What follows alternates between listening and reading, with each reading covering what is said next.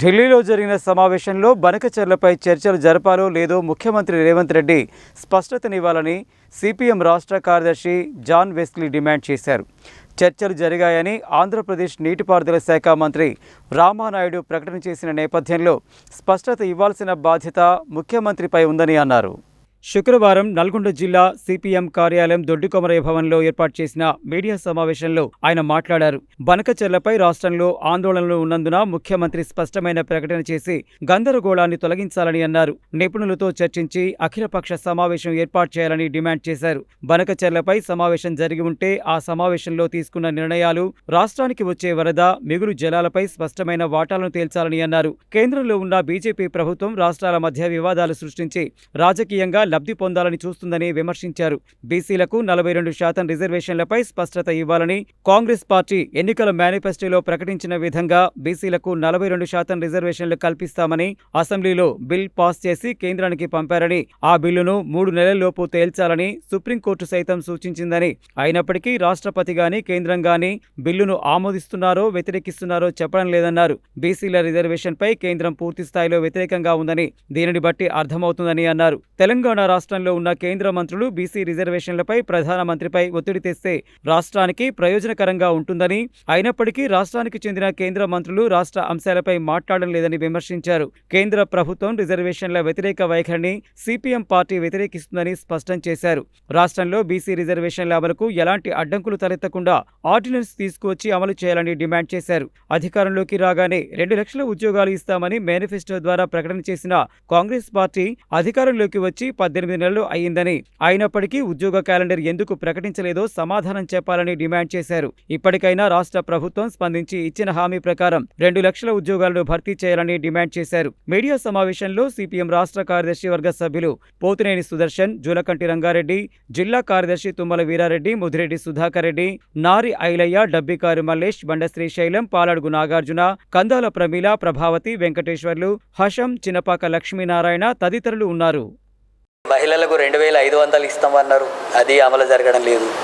కౌలు రైతులకు ఇచ్చిన వాగ్దానాలు అమలు జరగడం లేదు.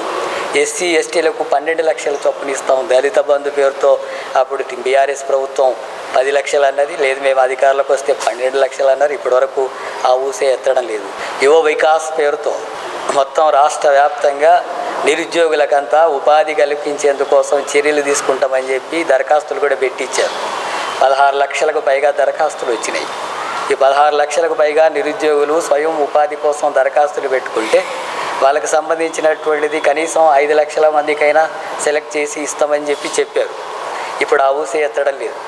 అసలు ఎంత సబ్సిడీ ఇస్తున్నారు, ఎంతమంది సెలెక్ట్ అయ్యారు, ఎంత నిధులు కేటాయిస్తున్నారు అనే విషయాలు ప్రభుత్వం స్పష్టంగా ప్రకటించడం లేదు. ఈరోజు కేంద్ర ప్రభుత్వం 10 నుంచి 12 గంటలకు అమలు చేయడానికి వాళ్ళు సానుకూలంగా ఆ రకమైనటువంటి చర్యలు తీసుకుంటే ముఖ్యమంత్రి రేవంత్ రెడ్డి కూడా అలాంటి జీవో తీసుకొచ్చాడు. 10 గంటలు అలా అవసరమైతే 12 గంటలు కూడా పని చేసుకోవచ్చు అనేటటువంటి పద్ధతుల్లో తీసుకొచ్చాడు. అంటే కార్మికులు పని చేస్తే వాళ్ళకు కనీస వేతనాలు మాత్రం అమలు జరగవు, కానీ పని గంటలు పెంచి అదనంగా దోపిడీ చేసుకునేదానికి పెట్టుబడిదారులకు, పారిశ్రామికవేత్తలకు అనుకూలంగా కేంద్ర ప్రభుత్వం వ్యవహరిస్తుంది. దానికి అనుగుణంగానే రాష్ట్ర ప్రభుత్వం కూడా వ్యవహరిస్తున్నటువంటి పరిస్థితి ఉంది. వీటిని ఉపసంహరించుకోవాలా, ఖచ్చితంగా 8 గంటల పని దినాలే ఉండాలా, పనికి తగ్గటువంటి వేతనం ఉండాలా, కార్మికుల కనీస వేతనం అమలు జరగడం కోసం కనీసం నెలకు 26,000 ఇస్తే కనీసం కుటుంబం బ్రతకడానికి అవకాశం ఉంటుందని చెప్పి కార్మికులు పోరాడుతుంటే ఇప్పుడు 10 గంటలు పెంచి ఇంకా దోపిడీ చేసుకోవడానికి అనుకూలంగా వ్యవహరిస్తున్న పరిస్థితి. అందుకని ఇలాంటి ప్రజా వ్యతిరేకమైనటువంటి విధానాలన్నింటినీ కూడా ప్రభుత్వం ఉపసంహరించుకోవాలా, ప్రజల పక్షాన ప్రజల తరఫున పనిచేసేందుకు చర్యలు తీసుకోవాలని చెప్పి మేము డిమాండ్ చేస్తున్నాం. ఈ నేపథ్యంలోనే రాష్ట్ర ప్రభుత్వం స్థానిక సమస్యలు పరిష్కరించాలా, గ్రామాల్లో ఉండేటటువంటి ప్రజల సమస్యలు, అట్లాగే పట్టణాల్లో ఉండే బస్తీలో ఉండే పేద ప్రజల సమస్యలు, ఇళ్ల స్థలాలు, ఇండ్లు, మంచినీళ్ళు, రోడ్లు, డ్రైనేజు, సంక్షేమ పథకాల అమలు, అట్లాగే నిరుద్యోగ సమస్య, ఇలాంటి అనేక అంశాలన్నింటిని కూడా తీసుకొని పెద్ద ఎత్తున ఆందోళన కార్యక్రమానికి సిపిఎం పార్టీ రాష్ట్ర కమిటీ పిలుపునిచ్చింది. ఆగస్టు సెప్టెంబర్ నెలలో ఈ ఉద్యమాన్ని నిర్వహిస్తున్నాం. ప్రభుత్వం ఇప్పటికైనా ఈ సమస్యల మీద స్పందించి వాటిని అమలు చేయడానికి నిర్దిష్టమైనటువంటి ప్రణాళిక ప్రకటించాలా, దాన్ని ఎప్పటిలోగా అమలు చేస్తారో ప్రకటించాలా, నిర్దిష్టంగా నిధులు కూడా కేటాయింపు చేసేటట్టుగా చర్యలు తీసుకోవాలని చెప్పి సిపిఎం పార్టీగా డిమాండ్ చేస్తాం. రాష్ట్ర ప్రభుత్వానికి ఒక వ్యవసాయ ప్రణాళిక అనేది లేనటువంటి పరిస్థితి చూస్తూ ఉన్నాం. ఎందుకంటే ఎప్పుడైనా ఏ రాష్ట్రంలోనైనా వ్యవసాయ రంగం అభివృద్ధి కావాలంటే ఒక ప్రణాళికాబద్ధంగా ఆ రాష్ట్రంలో ఉన్నటువంటి నీటి వనరులు ఏంటి, ఆ భూములేంటి, ఏ ప్రాంతంలో ఏ పంటలు పండించాలి అనేది ఒక ప్రణాళికాబద్ధంగా ముందస్తుగానే రైతాంగానికి అవగాహన కల్పించి తర్వాత ఏంటంటే ఆ రకంగా వ్యవసాయ రంగాన్ని డెవలప్ చేస్తే రైతులు పంటలు పండించుకోవటానికి, తర్వాత గిట్టుబాటు ధరలు రావటానికి, అదేవిధంగా దిగుబడి ఎక్కువ రావటానికి అన్ని రకాలుగా ఉపయోగంగా ఉంటుంది.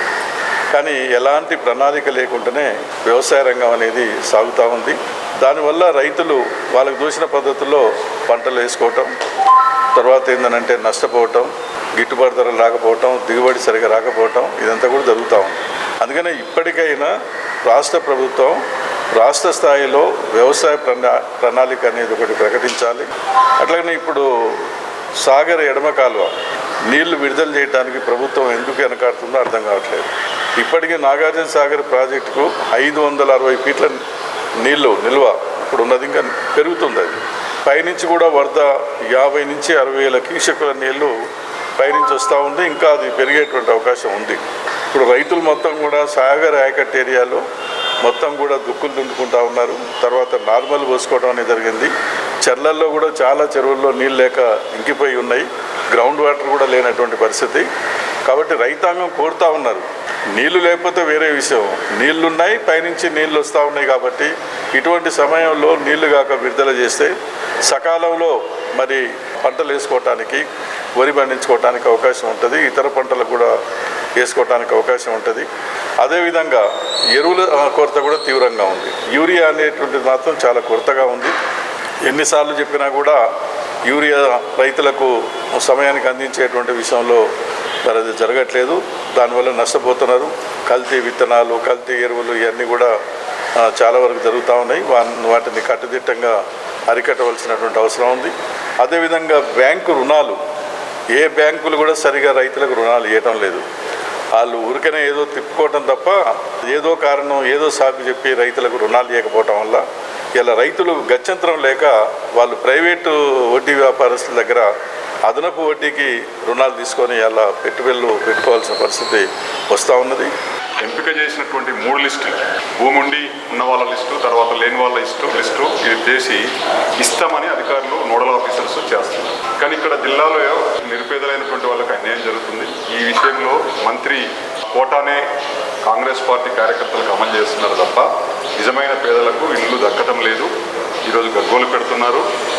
అధికారులు చిత్తశుద్ధితో వ్యవహరించాల్సిన అవసరం ఉంది. ఈ విషయంలో ఇప్పటికే మేము రిప్రజెంటేషన్ కూడా చేశాం.